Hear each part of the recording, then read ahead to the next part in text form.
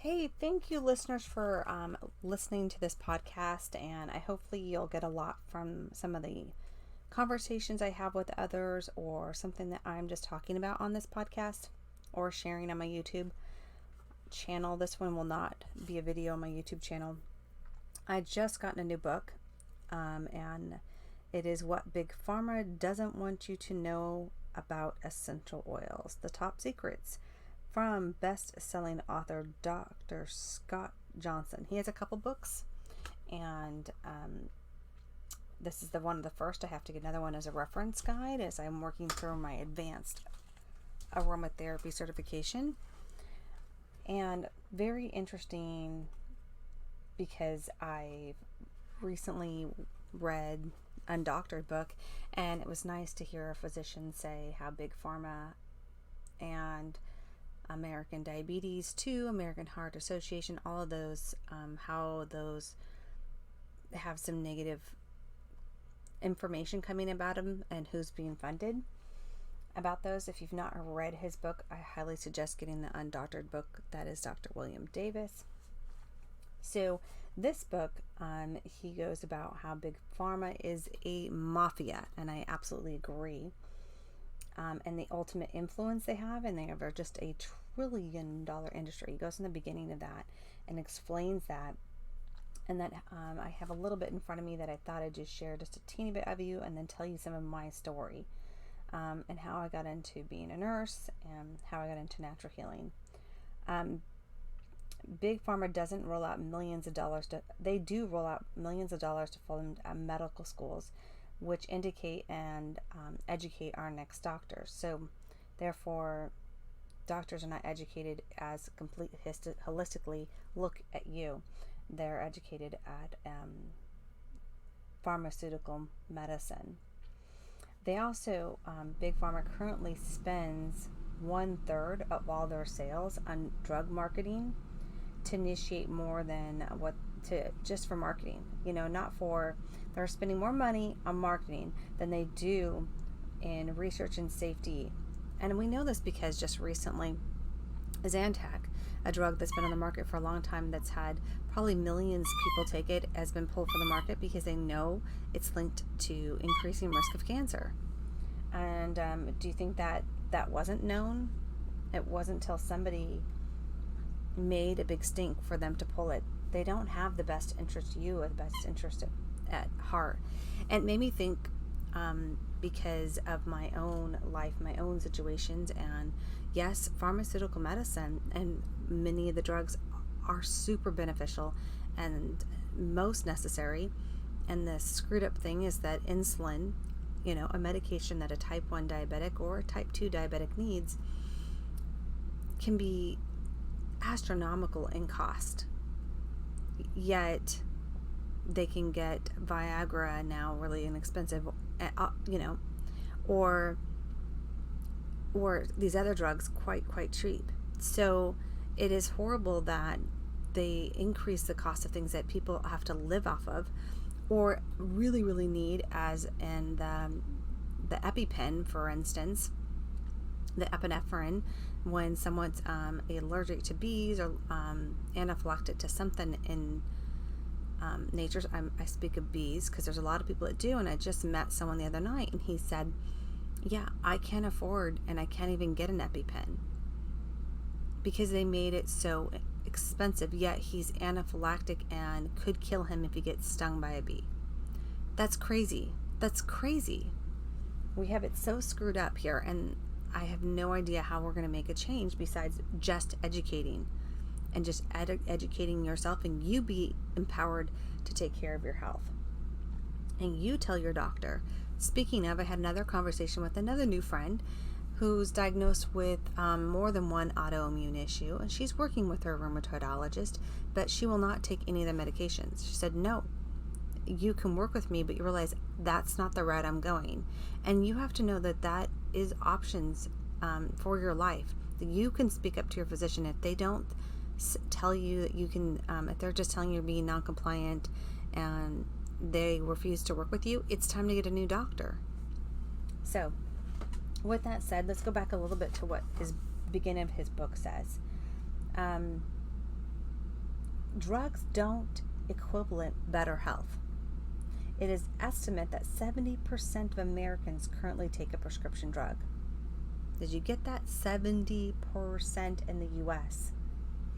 Yet Americans have the worst overall health outcomes as an individualized nation. Hello. So I think that goes to a lot of diet and lifestyle also, and poor education when it comes to medication safety. So one of the major problems with the direct consumer drug marketing fact is that advertising many downsize and are out our high priority healthcare messages that encourage lifestyle behaviors, such as going and working out, eating a proper diet. Oh yeah, they want you to think Cheerios are healthy. Come on now. Ain't nothing healthy but a Cheerio. So to improve your health and prevent disease, these misleading advertisings are meant to persuade, not to educate, not to inform the consumer, but to persuade for you to buy something. That's the bad. So, and they've gotten really good with marketing. Just really good with marketing. So in reality, Big Pharma advertises may indirectly cause the health and creation and exacerbation of anxiety, stress surrounding normal experiences or symptoms. For example, you have a spicy fried meal that left you with some indigestion and stress. You feel like you have a classic heartburn and indigestion, but you watch too much television, and so of course you're gonna just go pop some med when maybe you could be doing something else naturally to take care of that and look at your diet. So it is Big Pharma's influence and the power and on a global network of how we look at drugs and how we are misinformed about a medication just going to solve everything. And they don't solve, a majority don't solve, and they're just treating a symptom, a lot of medications. In my own life, why I became a nurse and why I got into healthcare, having one of my youngest child in and out of the hospital the first 4 years of her life, and watching her struggle and breathe, and as a mom you feel helpless, you're confused, and you want to just educate, okay, how can I help this child? And the simplest thing such as breathe. And it was out of that I decided to become a nurse. And doing so, spent countless time at doctor bills and hospitals, and I think we did every single inhaler we've had at our house. It's funny because when we would move up to different ranks of physicians, they would test her for everything and put us on the next inhaler that is not even technically, when you look up the data, wasn't even for children. And I asked him, is this even safe for my kid? And he's like, yeah, it's fine. Yeah, it's not even for children.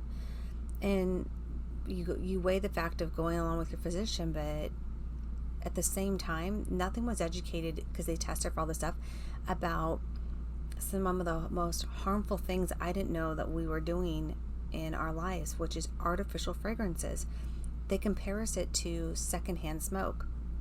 And so your perfumes, your candles, your Febreze sprays trigger asthmatics. And so if you are suffering with asthma, then it's something that you need to look into. That we weren't educated for years, and over 10 years, nothing talked about those things that were absolutely a trigger and that helped keep her lungs inflamed all the time, because those are not of nature. Your body does not know what to do with these chemicals, and she just lived in this constrictive state in her lungs. And so then when she would get sick, it would be so simple to go into a crisis mode with her respiratory status. And I feel at fault as a parent not knowing this information. So now I share it, because I threw it out. It was hundreds of dollars worth of fragrances and things, and this is quite a few years ago, when I'm like, this is what could be making you worse, and took those out of our life. And I realized that I used to suffer with headaches all the time. I've had meningitis in the past. I've had migraine issues, and it was actually when we limited our house with the artificial fragrances where my headaches decreased, and I stopped getting them so often. So were they possibly also a neurotoxin along with a lung toxin? There's a lot to be said on, there's a couple apps and websites in the environmental protection agencies that are telling you about these. So it's just, big to differ if you are, wearing a perfume or you love your scented stuff, do the research. You could be doing yourself some harm. Even if you aren't asthmatic, even if you don't get headaches from it, there's still harm in breathing them in. There's still tons of toxins in those substances. So I didn't even touch much more about his book. I will use some more of his books in some of my education as I go forward. But this is a podcast that is meant to inspire you, to educate you, and to help you take your health in your own hands. And, you're in the information age where you can go Google it. If you don't understand it, you can go find even some good functional medicine practitioners that have some great videos and educating, even on YouTube. So it is your duty to educate yourself, especially if you're a parent, for your children's sake, in your health and your future health. So it passed down generations. So with that said, yes, I hate Big Pharm. And yes, the worst part of becoming a nurse was passing these drugs that I don't know if they were actually doing any good in some situations. And sometimes I know it was doing good. Other times, if you've ever given a medication and put somebody in shock and they have a horrible reaction right away, we did that to them.